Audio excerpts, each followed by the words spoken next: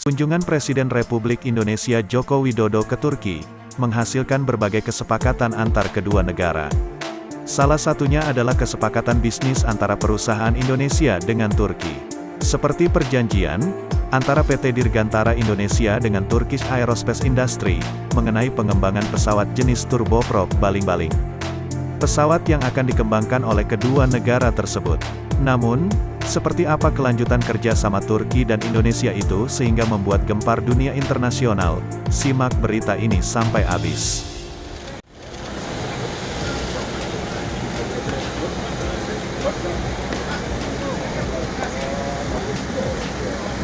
Deputi Bidang Usaha Pertambangan, Industri Strategis dan Media Fajar Heri Sampurno mengaku, bukan tanpa alasan PT Dirgantara Indonesia memilih Turki sebagai negara mitra dalam pengembangan pesawat tersebut. Turki itu pengguna terbesar CN-235. PT Dirgantara Indonesia juga sudah memberikan banyak teknologi modifikasi mission control dan perawatan CN-235 ke Turki, kata Heri kepada liputan6.com, seperti ditulis beberapa minggu lalu. Perlu diketahui, pesawat tersebut merupakan pengembangan dari jenis CN-235. Hanya saja N245 akan difungsikan untuk penerbangan komersial. Berbeda dengan CN235 yang banyak digunakan untuk pertahanan sebuah negara. Teknik Work Sharing Development and Production CN245 masih akan dibicarakan. Tapi yang kami mau kerja sama dengan Turki selain produksi juga pasar dan financial sharing untuk pengembangan, tambah Heri.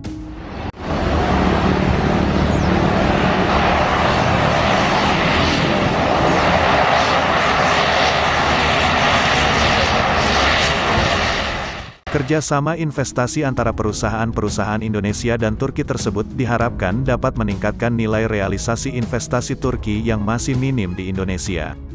Dari data yang dimiliki oleh BKPM periode kuartal I 2017, realisasi investasi dari Turki hanya 0,1 juta dolar terdiri dari 9 proyek investasi.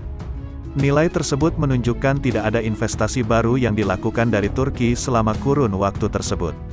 Tak hanya itu, Menteri Pertahanan Prabowo Subianto kembali melakukan kunjungan kerja ke Turki. Ia berangkat untuk membahas kelanjutan rencana kerjasama antara Indonesia dengan pemerintah Turki. Melanjutkan pembicaraan kerjasama industri pertahanan antara Turki dan Indonesia, ujar juru bicara Menteri Pertahanan, Dhanil Anzar Simanjuntak. Bukan kali pertama Prabowo berangkat. Pada akhir tahun lalu, ia juga datang dan sempat bertemu dengan Presiden Turki Recep Tayyip Erdogan. Saat itu, ia juga bertemu dengan Ketua Presidensi Industri Pertahanan, Ismail Demir. Dhanil mengatakan, pembahasan saat ini merupakan lanjutan dari pembicaraan yang lama. Namun ia mengatakan masih ada pertemuan penting lain yang akan dilakukan Prabowo di sana. Meski begitu, ia enggan mendetailkan pembicaraan yang ia maksud. Ada beberapa agenda pembicaraan penting di Turki. Pembicaraan bilateral di Turki beberapa hari ini, kata Dhanil. Dalam Twitter pribadinya, Ketua Presidensi Industri Pertahanan, Ismail Demir mengatakan pertemuan dengan Prabowo saat ini membahas sejumlah rencana kerjasama di beberapa sektor. Kami bertukar pandangan dalam kerjasama dan rencana ekspor dalam beberapa sektor, khususnya UAV, Unarmed Aerial Vehicle alias pesawat nirawak drone, kendaraan laut dan darat, kata Ismail.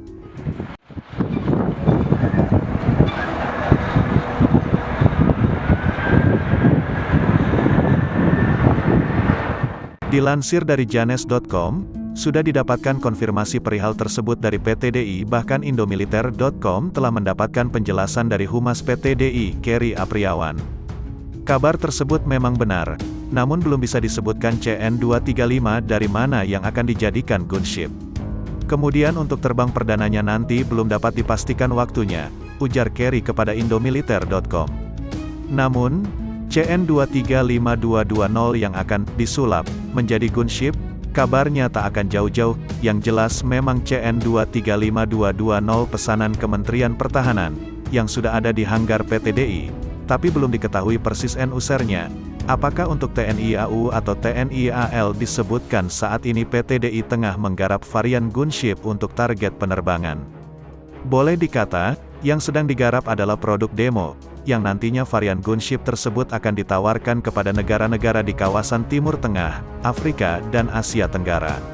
Uniknya, CN-2352220 gunship PTDI nantinya akan mencomot kanon laras tunggal DEVA 553 kaliber 30 mm.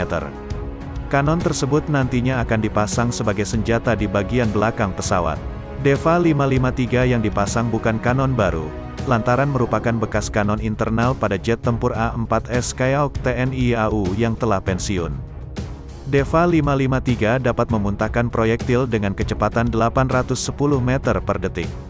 Sementara kecepatan tembaknya mencapai 1.200 munisi per menit, ideal untuk menggasak sasaran di udara dan permukaan.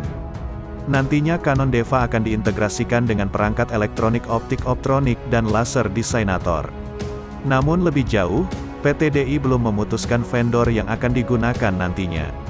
Sebagai perbandingan, AC-235 gunship yang saat ini digunakan TNI AU Yordania mengadopsi kanon GAU-23M 230, yang juga berada di kaliber 30 mm.